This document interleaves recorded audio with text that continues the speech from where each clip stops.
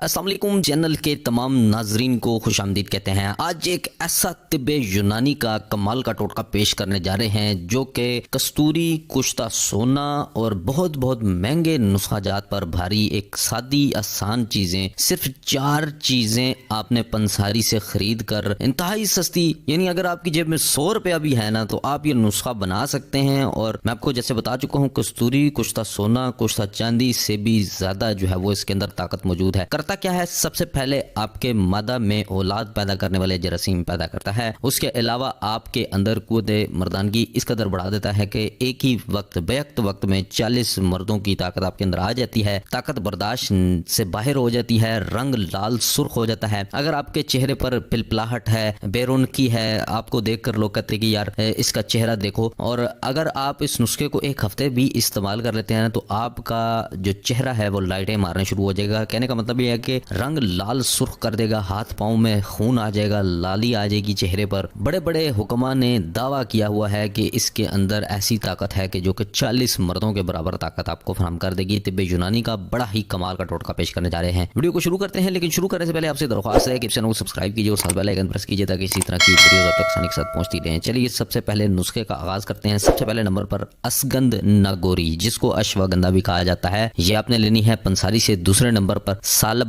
मिस्री लेनी है। स्क्रीन पर इमेज देख सकते हैं। याद रखिए कि चीजें जो बताई जा रही हैं वही खरीदिए। तीसरे नंबर पर आपने जो चीज लेनी है तुख्मे रेहान, स्क्रीन पर इमेज मौजूद है। चौथे और आखिरी नंबर पर आपको चाहिए सतावर। ठीक है, ये 4 चीजें हम वजन आपने ले लेनी है। घर लाकर पहले उनको अच्छे तरीके से साफ कर लें ताकि मिट्टी वगैरह उतर जाए। उसके बाद आपने इनको हवनदस्ते में डालकर कूट लेना है। इतना कूटें कि तमाम चीजों का बारीक बारीक सफूफ तैयार हो जाए, और उसके बाद इसको आपने बोड़ के दूध के अंदर डाल देना है, सफूफ को। ठीक है, इतना दूध डाल लें कि ये सारी चीजें उसके अंदर डूब जाए। उसके बाद जब इसको खुश्क करना है आपने साए के अंदर रखकर, जब ये खुश्क हो जाए, चीजें दूध चूस लेंगी। जब ये खुश्क हो जाए तो उसके बाद आपने इसको जो है वो किसी डब्बे में महफूज कर लेना है, छोटी डब्बी में महफूज कर लें। और 6 ग्राम रोजाना सुबह और शाम आपने दूध के साथ एक वक्त आपने इसको इस्तेमाल करना है, 6 ग्राम की मिकदार में।